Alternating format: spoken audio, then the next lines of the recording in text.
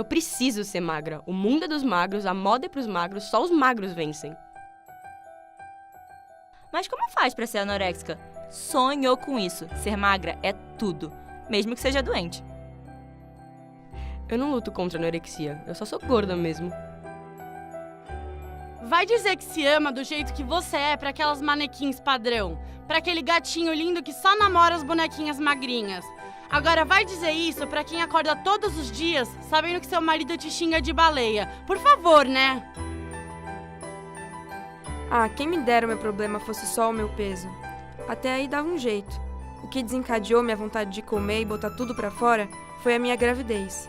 Minha barriga tá horrível, eu me odeio. E vomito porque isso me dá prazer, além de não ficar barriguda. E quando minhas amigas estão se achando gorda, falo pra elas darem uma vomitadinha que isso ajuda. Você vomita e consegue, limpar todo o seu estômago? Ai, acho que tô fazendo errado. É cruel de ouvir que parecemos uma tábua, ou pior, que temos as pernas de uma galinha, ou simplesmente podíamos ser o esqueleto da universidade. Se soubessem o sofrimento e a dor que vivemos, dia após dia, ano após ano. No 9º ano eu tinha 13, foi quando eu comecei. Mas no 7º ano que eu já comecei a emagrecer, eu já tava legal. Só que aí eu queria emagrecer mais. Eu acho que eu pesava, sei lá, no 8º ano eu pesava uns 68. Eu tenho 1,65 m. Aí eu coloquei que eu queria pesar 55.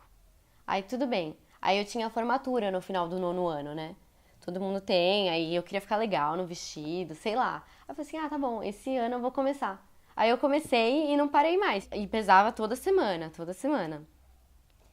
E aí, não sei, foi indo, não sei como eu cheguei nisso. Eu fui caindo a um ponto que eu lembro que eu comia gelatina com iogurte, porque a gelatina dava consistência. Então, eu ficava mais cheia.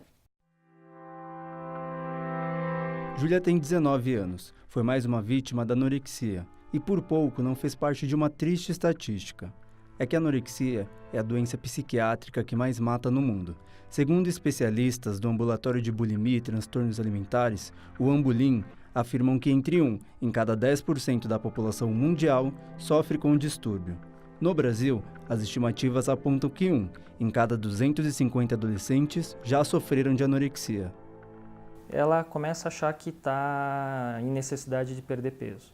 Ela se engaja com uma dieta inicial e, como eu disse, ela vai tendendo a ficar muito mais rigorosa, sem que haja de fato necessidade para isso. O que tem como consequência física é que ela começa a perder peso, então ela começa a emagrecer. Num primeiro momento ela não sente muita coisa, né? Ela se sente melhor, se sente mais forte, até poderosa, extremamente segura, sua autoestima melhora. Aí com isso, conforme foi passando os meses, passou abril, aí passou acho que maio, ele começou a falar que estava estranho, falou que eu estava muito magra. Aí eu fui numa nutricionista de quando eu era pequena. Só que ela não percebeu que eu tinha anorexia. Nem minha mãe sabia, a gente não sabia. A minha mãe falou assim, você não tem anorexia, né? Aí eu pegava chocolate. Não tenho. Eu achava que eu não tinha. Eu não sabia o que era. Não, eu como. Anoréxica não come. A anorexia é quando a pessoa tem um transtorno de imagem. Ela se vê gorda, mas está magra e leva a dieta às últimas consequências. Júlia levou. Ela perdeu 40 quilos e ficou tão magra que os pais começaram a ficar preocupados e criaram o hábito de pesá-la em casa e anotavam tudo neste caderno. É horrível. Lembro que era um inferno. E aí eu bebia um monte de água pra me pesar na balança, só que aí cada vez mais eu emagrecia, né? Então eu tinha que beber mais água e eu não aguentava. Nossa, eu não aguentava. Aí chegou no momento que eles viam que eu tava emagrecendo pra caramba. De uma noite pra outra, acho que foi do sábado pro domingo, na verdade. Eu achei que eu ia morrer naquela noite. Eu achei que eu ia morrer. O que você sentia? Sei lá, meu coração, batia muito devagar. Eu era muito fraca, eu não conseguia pensar. É quando ela começa a ter o que a gente chama das manifestações clínicas. Então, ela começa a ter fraqueza, tontura, ela começa a ter muita dificuldade, por exemplo, para desempenhar algumas atividades básicas do dia a dia, com diminuição de força muscular, ela começa a ter desmaios inexplicáveis, né? Começa a ter alteração do sono. Em alguns casos em que o emagrecimento está um pouquinho já mais avançado, ela começa a ficar extremamente intolerante ao frio. Então, o organismo ele começa a ter mecanismos de proteção para quem está perdendo peso muito rápido. Então, o coração, num primeiro momento, pode bater mais rápido, depois ele pode começar a bater mais devagar, até para poupar energia. Dramas não revelados, escondidos durante toda uma infância. Letícia deveria levar a vida como qualquer garota de 19 anos. Deveria, porque desde os 9 anos de idade ela convive com a bulimia, um distúrbio alimentar que foi incentivado pela pessoa que ela mais amava. O transtorno alimentar começou porque minha avó me ensinou a ter. Ela tem a doença. Ela tentou ensinar minha irmã, tentou ensinar minha mãe, me ensinou e deu certo. Ela me ensinou a vomitar, ela me ensinou a comer algodão, ela me ensinou a fazer tudo. Eu era uma criança. Mas o que ela falava pra você? Você tá gorda? Ela falava o quê? Você comeu demais, você tá gorda, você precisa parar com isso. Ah, comeu? Ah, pode comer, come. Vamos vomitar depois. Eu não negava, porque assim, eu tinha um carinho muito grande por ela. A gente morou junto durante muitos anos, até minha mãe casar de novo. A gente morou junto durante muitos anos, eu era o xodó dela. Então eu não negava, eu achava que aquilo era certo. Ela me fez pensar que aquilo era certo. Letícia convive há 10 anos com um transtorno alimentar. Nunca acreditei estar doente. Nunca acreditei. Sendo bem sincera, pra mim não é uma doença, é um modo de vida. É um estilo de vida? É um estilo de vida. Totalmente diferente de muita coisa. Eu tenho uma visão bem diferente. Normalmente, as pessoas que têm bulimia não aparentam ter a doença. Os familiares e amigos raramente descobrem que a pessoa tem o transtorno. Eles nunca suspeitaram que eu sou muito boa em esconder.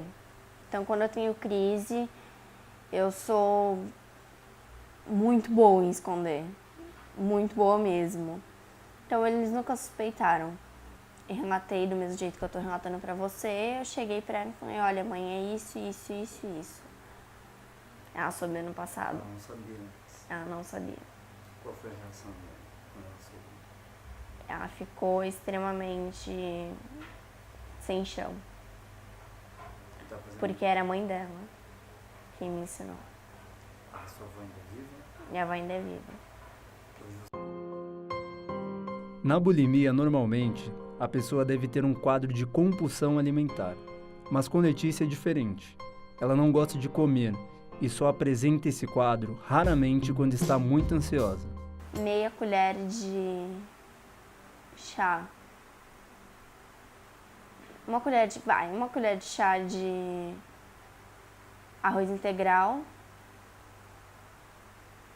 e alguma coisa pra misturar, alguma clara, alguma coisa assim. O café da manhã não existe, então? Não, É só uma refeição, tipo só o almoço. só almoço. Quando tem almoço. Letícia se olha no espelho e se vê gorda. Ela possui o que os médicos chamam de transtorno de imagem, o TDC. Isso acontece quando a pessoa distorce a imagem que vê de si mesma. Tem transtorno de imagem, né? Então eu me vejo gorda no espelho. Por mais que todo mundo fale, nossa, você não é, nossa, você é isso, nossa, você é aquilo. Eu me vejo gorda. Tá, então o dismorfismo corpóreo é uma doença psiquiátrica onde o paciente nunca está satisfeito com a aparência do seu corpo, independente de como tiver. Então essa paciente tem uma percepção alterada do próprio corpo. Então, por exemplo, mesmo estando magra, ela vai continuar se achando gorda, entendeu? Então é esse tipo de situação. De todos os pacientes que procuram uma cirurgia plástica, 5% tem dismorfismo corpóreo. O apoio familiar é peça fundamental para que essas pessoas possam conseguir passar pelas dificuldades que a doença impõe. Eu falo pra minha mãe, é um vício. Eu falo, existem pessoas que são viciadas em drogas, existem pessoas que são viciadas em álcool. Eu sou viciada em vomitar. E no próximo episódio você vai saber como a mídia influencia na estética. Fizemos um passeio rápido por notícias e listas e vimos exemplos de obsessão pela magreza. A primeira coisa que eu faço na minha consulta, quando eu recebo uma paciente, é perguntar quem ela segue.